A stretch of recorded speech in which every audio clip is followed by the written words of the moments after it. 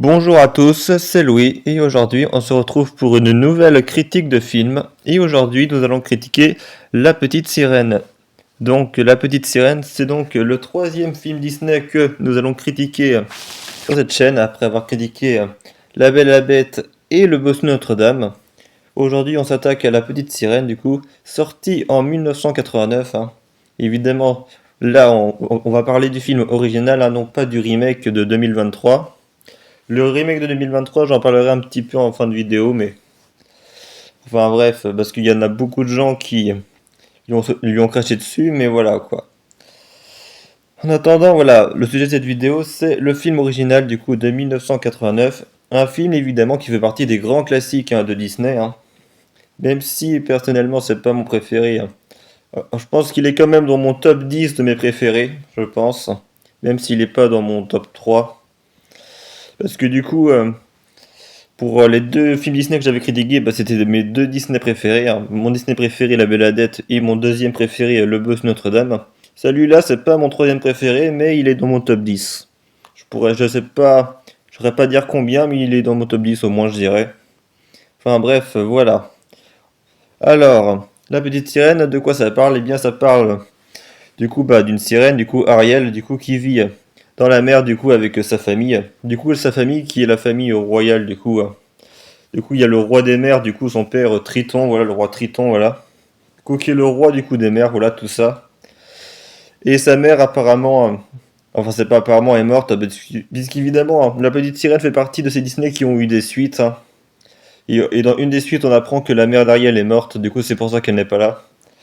En tout cas, voilà. Du coup, elle est avec son père, du coup, le roi Triton, et ses autres sœurs, du coup. Apparemment, elle n'a pas de frère, voilà, il n'y a que des sœurs. Mais le problème, c'est que Ariel, du coup, vu que c'est un peu une princesse, bah oui, c'est une princesse, vu que c'est la fille du roi Triton, eh bien, le problème, c'est qu'elle est un peu trop curieuse, elle s'intéresse trop, elle s'éclipse trop, du coup, vraiment du rôle qu'elle est censée être, du coup, d'être toujours avec son père et tout ça, en fait. Elle préfère regarder, en fait, la vie des humains, en fait. Parce que des fois, quand il y a des navires qui coulent et tout ça, elle aime voir les objets des humains et tout. Quitte, du coup, à se mettre en danger, du coup, c'est pour ça que s'inquiète son père, du coup qui du coup s'inquiète pour elle forcément. Parce que les humains, évidemment, pour eux, c'est des méchants et tout ça. Du coup, les humains, faut pas s'en approcher. Les humains, c'est le diable. En fait, c'est ça, en fait, la pensée des gens de la mer, en fait, c'est ça. Donc, Ariel n'est pas seule quand elle fait ses expéditions, on va dire ça comme ça. Elle est accompagnée du coup de Polochon, du coup, le poisson un petit peu, voilà, tête en l'air, voilà. Poisson lune, je dirais, mais c'est pas ça, c'est un peu l'acolyte de base, quoi. Et également, elle a également parfois accompagné de Sébastien, du coup Sébastien qui, en fait, la suit plus pour sous demande du roi, en fait. Parce que, forcément, Sébastien, lui, justement, il essaye de mettre en garde Ariel et tout ça contre les dangers de l'homme et tout ça, mais voilà, forcément, elle l'écoute pas. Du coup, voilà, Sébastien, c'est plus, voilà, pour rassurer son père qui il va avec elle, voilà, c'est pas comme Polochon qui, lui, vraiment, c'est l'ami, voilà, qui est comme Ariel et qui voilà aime découvrir des trucs. Alors Ariel a aussi un troisième ami, du coup c'est alors je sais plus c'est quoi son nom, mais c'est un goéland, voilà, un goéland qui pareil comme Polochon qui aime découvrir des trucs et tout ça, mais bon, lui il est moins présent que du coup que Polochon et Sébastien, du coup je vais pas trop en parler de lui. Enfin bref, en fait le film commence vraiment quand Ariel en fait voit du coup en fait il y a un soir il y a un bateau en fait qui est au-dessus de l'eau et en fait sur ce bateau en fait il y a le prince Eric du coup qui est le prince du pays, voilà, qui fait une fête sur son bateau et du coup quand en fait le bateau va avoir un accident et du coup le prince Eric va tomber à la mer et du coup Ariel va sauver Eric et à partir de ce moment-là elle va tomber amoureuse de lui et le prince Eric en fait à ce moment-là il va être obstiné par rechercher cette personne du coup qui l'a sauvé du coup de la noyade et du coup voilà ça, il va devenir obstiné par elle en fait. Et évidemment, Ariel ne peut pas se dévoiler comme ça à Eric, du coup elle l'a laissé simplement sur la plage, voilà. Parce que si c'est une sirène, voilà, il sait pas comment il réagirait, tout ça, du coup là. Mais en fait, en coulisses, en fait, pendant ce temps-là, en fait, il y a en fait quelqu'un qui observe Ariel et tout ça, en fait. Et en fait, et c'est au moment où Ariel va se disputer avec son père, parce qu'au bout d'un moment, son père va finir par la prendre en flagrant délit dans une de ses expéditions, et en fait, voilà, il va détruire plein d'objets, voilà, d'humains pour lui faire comprendre que c'est mal et qu'il faut pas les approcher.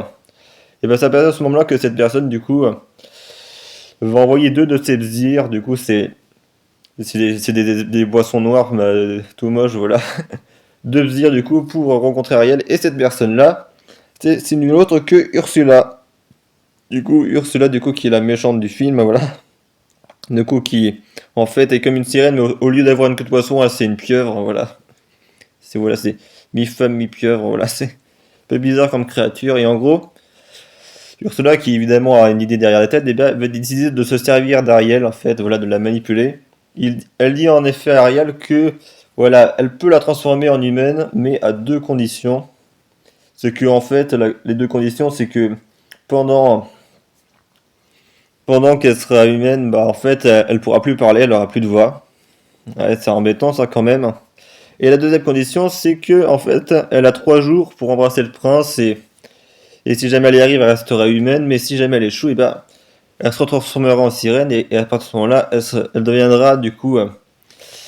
En fait, elle appartient à Ursula. Du coup, évidemment, Ariel, comme voilà, elle est amoureuse d'Eric et tout ça, évidemment, elle accepte. Hein, du coup, elle devient une humaine. Et c'est à ce moment-là, du coup, qu'elle va essayer du coup de séduire Eric, parce qu'évidemment, comme elle peut pas parler, elle peut pas lui dire qui elle est. Du coup, Eric ne sait pas que c'est Ariel, voilà.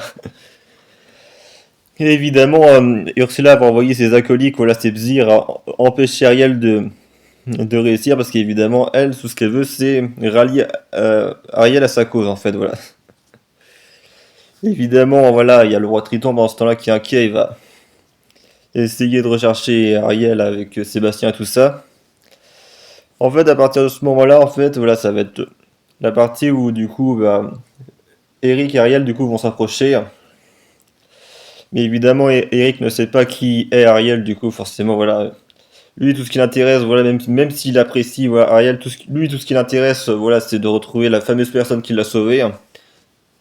Du coup, forcément, parce que, ah bah oui, parce que en fait, ce que je t'ai pas dit, c'est que, en fait, Eric, la seule chose qu'il sait par rapport à la personne qui l'a sauvé, en fait, c'est sa voix, en fait, parce que Ariel avait chanté à ce moment-là, et du coup, en fait, lui, il se dit que si jamais il réentend cette voix-là, et ben, il saura le retrouver. Et du coup, comme Ariel, du coup, ne peut plus parler, bah, forcément, évidemment, il pense pas que c'est elle. Mais le problème, c'est que du coup, Ariel arrive quand même à se rapprocher d'Eric, et du coup, Ursula, en fait, voyant quand même que Ariel risque de réussir, il décide de se transformer elle-même en humaine, et du coup, et de prendre du coup la voix d'Ariel, du coup, pour se faire passer pour la mystérieuse sauveteuse, et du coup, faire échouer Ariel dans sa mission. Enfin bref, voilà, j'ai fait à peu près tout le résumé du film là. Du coup, je vais plus te dire ce qu'en ai pensé. Hein. Du coup, évidemment, ça fait partie des grands classiques de Disney que je vous conseille, évidemment, si vous ne l'avez pas vu. Alors, je vais quand même un peu, voilà, dire la fin du film. En fait, bah, la fin du film, c'est que, en fait, Eric est sur le point de se marier, du coup, avec, du coup, Ursula qui s'est déguisée en humaine. Mais en fait, le goéland, en fait, va voir Ursula se regarder dans le miroir, et en fait, dans le miroir, Ursula a sa vraie apparence. Du coup, voilà. Du coup, il va avertir Ariel et tout ça, du coup, ils vont combattre Ursula.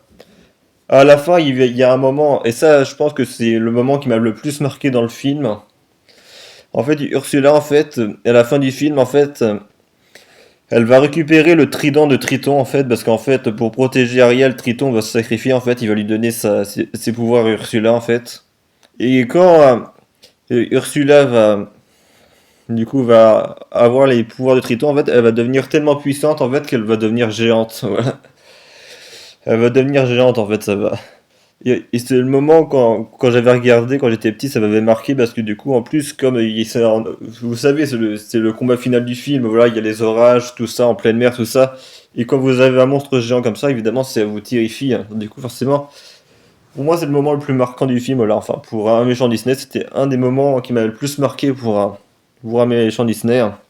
Et il y a aussi la manière dont elle est vaincue aussi est mémorable, du coup, voilà.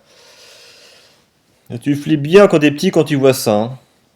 En tout cas, bref, voilà, forcément, c'est un Disney, hein. Du coup, tout à la fin se termine bien. Du coup, t'as Ariel qui récupère sa voix, Eric découvre qui est vraiment Ariel et, le roi Triton la laisse partir vivre avec Eric. Voilà, la transforme en humaine. Voilà, acceptant du coup le choix de sa fille. Voilà, voulant son bonheur. Voilà, il la laisse partir.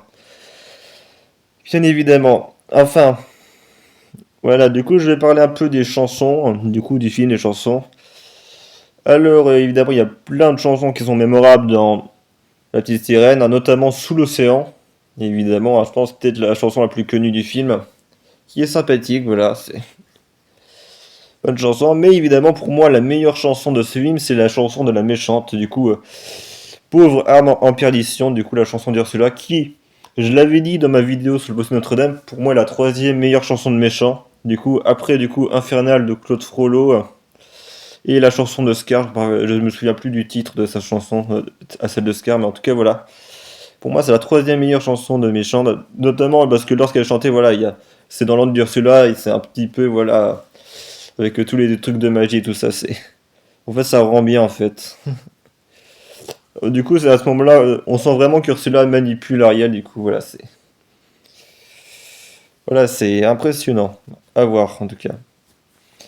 Alors, voilà, La Petite Sirène, du coup, voilà, très beau film, du coup, qui fait partie de mes Disney préférés, du coup, c'est un film, voilà, de Disney, du coup, voilà, on passe, voilà, un bon moment devant, voilà. Du coup, comme je l'avais dit en début de vidéo, je vais parler un petit peu, du coup, du remake live de 2023. Alors, en soi, le remake live de 2023, il est pas si mauvais. Enfin, le problème du remake live de 2023, c'est que, en fait, le film est beaucoup plus long, en fait. Je crois que, de mémoire, il me semble que le film fait plus de 2 heures. Du coup, voilà. C'est pour ça que c'est dur à regarder, voilà, un film plus de 2 heures. Parce que l'original, ce film-là, je crois, il dure 1h20, je crois, un truc comme ça. Alors forcément, quand tu rallonges trop le film comme ça, forcément, c'est... Parce que le remake live, pour l'anecdote, le remake live, j'ai été le voir au cinéma et franchement, il y a des moments où je me suis ennuyé tellement le film était long. Et le problème, dans le remake live, c'est que ce qu'ils ont rajouté, bah, je trouve pas ça très intéressant. Ils ont rajouté 2 chansons, par exemple. Une chanson pour Eric, bah pourquoi pas. En vrai, une chanson pour Eric, pourquoi pas. Mais la deuxième qu'ils ont rajoutée, par contre, la chanson rap là du goéland là. Ah non, ça par contre, j'adhère pas. Ça, j'adhère pas. Et le problème, c'est qu'ils ont rajouté, bah, en fait, c'est que du remplissage. En fait, ça n'ajoute rien à l'intrigue. En fait, voilà, ils ont rajouté plein de trucs de remplissage, voilà. Bref, voilà, c'était plus pour développer les personnages, voilà. C'est pas pour faire avancer l'histoire. Du coup, je trouve ça un peu dommage. Voilà, les effets spéciaux n'étaient pas forcément top à certains moments. Notamment, je vous l'ai dit, la scène qui m'a le plus marqué, le combat final contre Ursula, bah là, le problème c'est que c'est tellement sombre qu'on n'y voit rien, quoi. On n'y voit rien, quoi. C'est tellement sombre que, en fait, voilà. Je me rappelle au cinéma, j'avais été très déçu parce que forcément c'est la scène qui m'avait le plus marqué dans le film et là, genre, on voyait rien, c'était tout sombre, les effets spéciaux, voilà. Du coup, voilà, j'étais déçu. Bon, enfin bref, voilà. Sinon, le film n'est pas si mal, voilà. Il reprend bien les bases de l'original, sinon voilà, il est pas si bien. Enfin bref, voilà. C'est tout ce que j'avais à dire sur La Petite Sirène, du coup. Un film, du coup, culte de Disney.